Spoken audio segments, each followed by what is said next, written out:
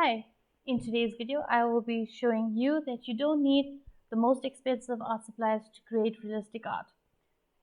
In this video or for this project I am doing an eye study and I'm using normal sketch paper. I'm not using my usual paper I use with color pencils. It's a smooth paper and it can't take that much layers. And I'm also using color pencils that are cheaper than the more expensive ones. This is the Staedtler Norris Club color pencils. These are actually color pencils that I've had for many years. It's basically the ones that you buy when you're in school. So it's not the most expensive pencils. Also not the cheapest, but it is much less, the cost is much less than like for example, the Faber-Castell Polychromos, Luminance, Caran d'Ache Luminance pencils, or the Derwent Lightfast pencils, or any other of the Derwent products. So the thing is, a lot of people have the idea that they need the most expensive art supplies to get started with art. Or if they want to create art, they think they will have to wait until they get the expensive art supplies in order to create. And that's really not true. You can create art with anything basically and any pencils. It may be easier if you have the more expensive paper and the more expensive pencils, but it can be done with cheaper art supplies. So if you are not ready with your budget yet to get the more expensive pencils, you can still create art. So just get something cheaper and start creating your artworks. And you can get them quite realistic using these supplies. So as you can see, this set of pencils that I'm using are a set of 36, and obviously it doesn't have every color that I need. So I will be using some and layering them in and blending them to get the color I need. And for this one, for this drawing, I'm not using any spirits or anything to blend because this is normal sketch paper. It's just going to smudge it everywhere. I'm just using the pencils on the sketch paper and that's it. I'm not even using a blending tool or blending stump. It's just the color pencils as they are. So as you can see now, I started in with the little pink in the corner of the eyes, and I'm used different colors to get that color, the yellows and the mustard, and I used the lighter pink. Obviously that pink was too bright, so I had to tone it down with some of the other colors, the yellows and the mustard color. Now I'm working on the iris of the eye.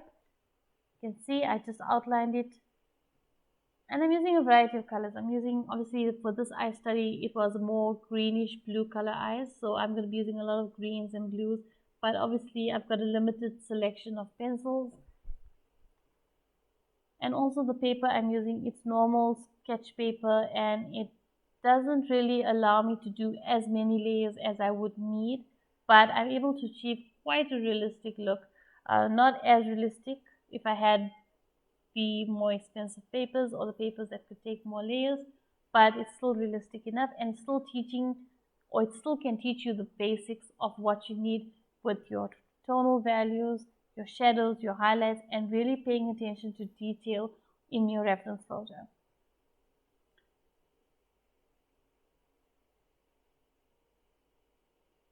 So if you are using a normal sketch paper and your normal cheaper color pencils, don't think that you're not learning anything. By applying this, you are actually learning more things because you are actually using the colors, limited colors that you are using to create the colors that you need. You're learning how to blend colors, and blending with color pencil is not the easiest thing, especially if you're not using solvent and if you don't have a big variety of colors. So you'll be learning how to blend and create colors and mix colors and get the colors that you need. You'll be learning to pay attention to your details in your reference photo and find all these little things that make an image or make your drawing look more realistic, like the shadows and the highlights. You'll be able to pay close attention to that, and you can still render that using these supplies. So you can see I'm putting in the little veins in the eyes, or the little blood vessels in the eyes, and I'm starting to add in more of the shadows on the iris and some of the details in the iris.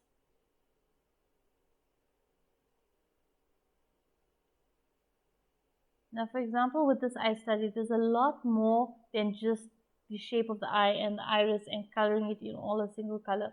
There's different shades of color in the iris itself, and then the eye itself. It's not the eyeball itself is not white, pure white. Besides having the blood vessels that are showing slightly very fine blood vessels in the eye, you will see that I'm going to be coming through with some grays and some blues just to give that eye a more realistic look, because the eyeball is not pure white. If you try to make it pure white, it's not going to look complete. Your drawing is going to look like it's incomplete. And also you can see I'm coming through with the blue just to make it, give it that little bit of a more realistic look to what the natural eye looks like. Now also remember, when you're doing your eye and you're drawing the eyelashes are not all in one direction and they're not all straight lines. They curl upwards and they curl from the top of the eye. The top part of the eye lifts up, so there'll be a little bit of skin or a little bit of a skin tone that you will see behind the eyelashes where they come out from. And they curl upwards, and some are clumps, some are going in different directions. So just remember that when you are trying to render an eye.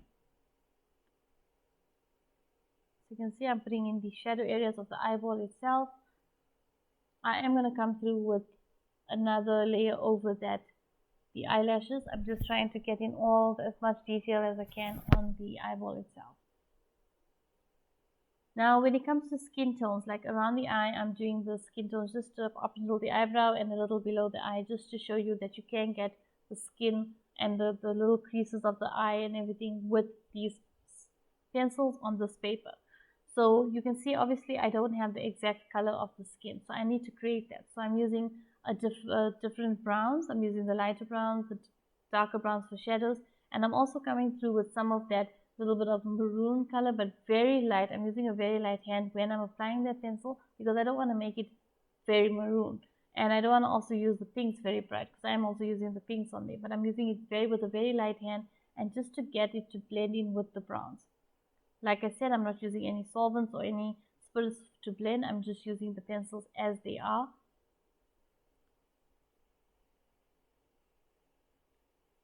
So as you can see, I am coming through doing the eyebrows now. And also with the eyebrows, remember, it's not all in a straight line. They curve according to the shape of the eyebrow.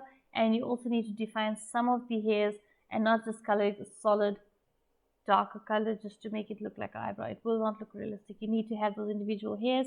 You also need to have the shadows. Same goes for the eyelashes. When the eyelashes curl upwards, you will see a shadow cast onto the eyeball and onto the iris as well. And also you need to preserve the highlights in the eyes to make it look as if it's shiny and wet and it's reflecting light. So you need to bear those in mind when you are drawing an eye. That's just a few tips just when drawing eyes. And also pay close attention to the shadows and the highlights, and where the skin goes in, where the shadows with the deeper areas of the eyeball, where the eyeball is going into your head. You just need to pay close attention to that, and where the skin or the eyelids are overlapping the eyeball, you need to pay close attention to the shadows that need to be put in there. So like I said, this is not the most realistic or super realistic drawing, but it is quite realistic. It looks realistic. So you can achieve this using cheaper art supplies. You don't have the most expensive art supplies.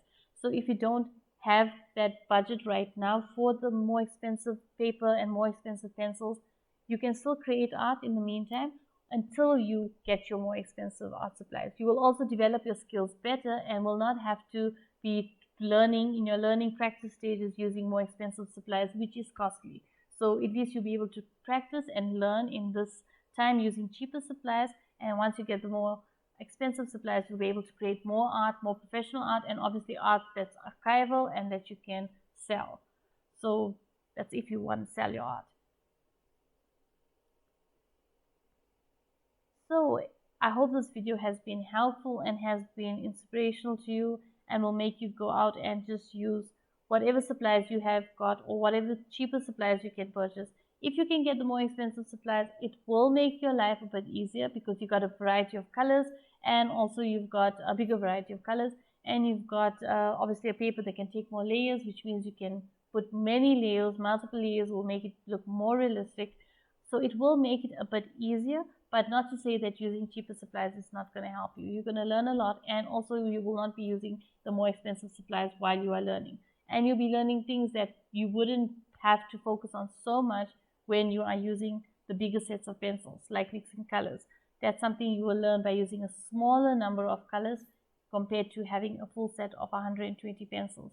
This one I've used not all 36 pencils, but I've had a smaller range of pencils to work with. So I hope that has been helpful to you. I hope this video has been helpful to you. If you've enjoyed this video, don't forget to like and share. And if you'd like to see more videos like this, don't forget to comment below and also subscribe. So thank you so much for watching. I really appreciate your support. And I think that's it for this one. So thanks again, and until the next one. Thanks, bye.